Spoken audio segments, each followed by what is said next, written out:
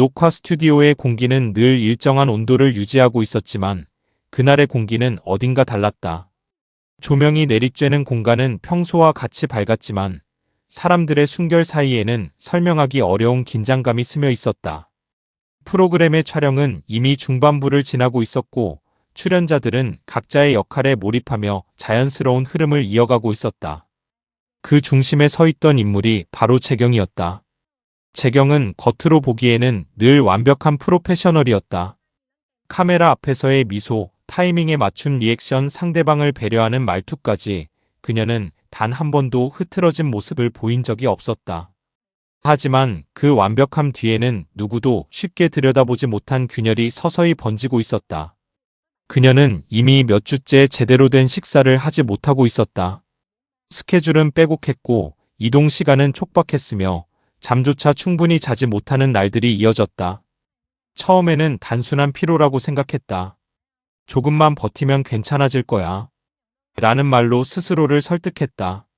그러나 몸은 점점 더 명확한 신호를 보내고 있었다. 그녀의 손끝은 자주 떨렸고 촬영 중간에 집중력이 흐려지는 순간이 늘어났다.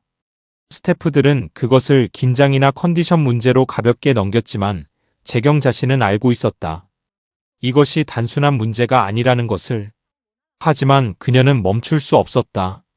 이 자리는 그녀가 어렵게 올라온 자리였고 단 한 번의 빈틈이 모든 것을 무너뜨릴 수도 있다고 믿었기 때문이다. 그날 촬영 역시 마찬가지였다. 초반에는 아무 문제 없이 진행되는 듯 보였다. 그러나 점점 시간이 흐르면서 재경의 시야는 흐릿해지기 시작했다. 조명은 점점 더 강하게 느껴졌고 주변의 소리는 마치 물속에서 들리는 것처럼 왜곡되었다. 그녀는 순간적으로 중심을 잃었지만 가까스로 균형을 잡았다. 누구도 눈치채지 못하기를 바랐다. 그러나 결국 한계는 찾아왔다. 대본에 없는 질문이 오갔고 분위기가 조금 더 격해지던 순간 재경의 몸이 흔들렸다. 그녀는 무언가를 말하려 했지만 입에서 나온 것은 완전한 문장이 아니었다. 그리고 그 다음 순간 그녀의 시야는 완전히 암전되었다. 재경의 몸이 그대로 앞으로 무너졌다. 그 장면은 너무도 갑작스럽게 벌어졌기에 처음에는 누구도 상황을 이해하지 못했다. 카메라는 여전히 돌아가고 있었고 조명은 그대로 유지되고 있었다. 그러나 그 중심에서 재경은 더 이상 움직이지 않았다. 가장 먼저 반응한 사람은 동환이었다. 동환은 늘 침착한 성격으로 알려져 있었다. 어떤 상황에서도 감정을 쉽게 드러내지 않는 인물이었다. 그러나 그 순간만큼은 달랐다. 그는 거의 반사적으로 자리에서 일어나 재경에게 달려갔다. 그녀의 이름을 부르며 몸을 흔들었지만 아무런 반응도 돌아오지 않았다. 재경아, 재경아. 그의 목소리는 점점 떨리기 시작했다. 그는 그녀를 품에 안았다. 그녀의 몸은 생각보다 훨씬 가벼웠고 차가웠다. 그 순간 동환의 머릿속에는 수많은 생각들이 스쳐 지나갔다. 왜 이렇게 가벼운 거지? 언제부터 이렇게 된 거지? 그는 자신이 아무것도 모르고 있었다는 사실을 깨달았다. 그의 입에서 자연스럽게 흘러나온 말은 단 하나였다. 제발 눈 떠줘나 없이 안 돼. 그 말에는 단순한 걱정 이상의 감정이 담겨 있었다.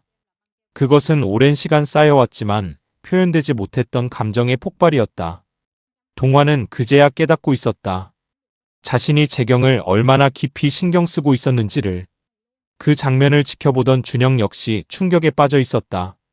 준영은 이 프로그램에서 재경과 가장 자주 호흡을 맞추던 인물이었다.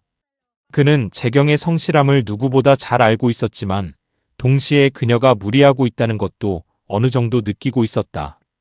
그러나 그는 그것을 깊게 파고들지 않았다. 어쩌면 의도적으로 외면했을지도 모른다. 그것이 그녀의 선택이라고 생각했기 때문이다. 하지만 지금 그의 눈앞에서 벌어지고 있는 상황은 그 모든 판단이 틀렸을 수도 있다는 것을 보여주고 있었다. 왜 아무도 몰랐던 거야? 그는 낮게 중얼거렸다. 그의 말은 특정한 누군가를 향한 것이 아니었다. 그 자신을 포함한 모두를 향한 질문이었다. 곧 스태프들이 달려와 상황을 정리하기 시작했다. 촬영은 즉시 중단되었고 응급구조 요청이 이루어졌다. 재경은 들것에 실려 빠르게 스튜디오를 빠져나갔다. 그 짧은 순간 동안에도 동화는 그녀의 손을 놓지 못하고 있었다. 구급차 안에서도 그는 계속해서 그녀의 이름을 불렀다. 병원으로 긴급 이송되는 동안 재경의 상태는 여전히 의식이 없는 상태였다. 의료진은 빠르게 기본적인 검사를 진행했고 결과는 예상보다 심각했다. 심각한 영양 결핍과 과로로 인한 급성 쇠약. 그녀의 몸은 이미 한계를 넘어서고 있었던 것이다. 이 사실이 전해졌을 때 동환과 준영은 말을 잃었다. 동환은 병원 복도에 앉아 한동안 움직이지 못했다. 그의 머릿속에는 계속해서 같은 장면이 반복되고 있었다. 스튜디오에서 쓰러지던 순간 그녀의 가벼운 몸, 차가운 손. 그는 자신이 그동안 무엇을 보고 있었는지, 무엇을 놓치고 있었는지 되돌아보기 시작했다. 그는 늘 그녀를 강한 사람이라고 생각했다. 어떤 상황에서도 버틸 수 있는 사람. 그래서 더 이상 깊이 들여다보지 않았다. 그러나 그것이 오히려 그녀를 더 외롭게 만들었을지도 모른다는 생각이 들었다. 준영 역시 마찬가지였다. 그는 병실 앞에 서서 문을 바라보고 있었다. 안에 들어갈 용기가 나지 않았다. 자신이 그녀에게 어떤 말을 해야 할지 알 수 없었기 때문이다. 그는 스스로에게 질문했다. 나는 정말 그녀를 이해하고 있었을까? 아마도 아니었을 것이다. 재경은 단순히 열심히 일하는 사람이 아니었다. 그녀는 끊임없이 자신을 몰아붙이는 사람이었다. 완벽해야 한다는 강박, 기대에 부응해야 한다는 압박, 그리고 그 모든 것을 혼자 감당하려는 성향. 그녀는 도움을 요청하지 않는 사람이었다. 그리고 주변 사람들은 그 사실을 너무 늦게 깨달았다. 앞으로의 전개는 몇 가지 방향으로 예측해 볼 수 있다.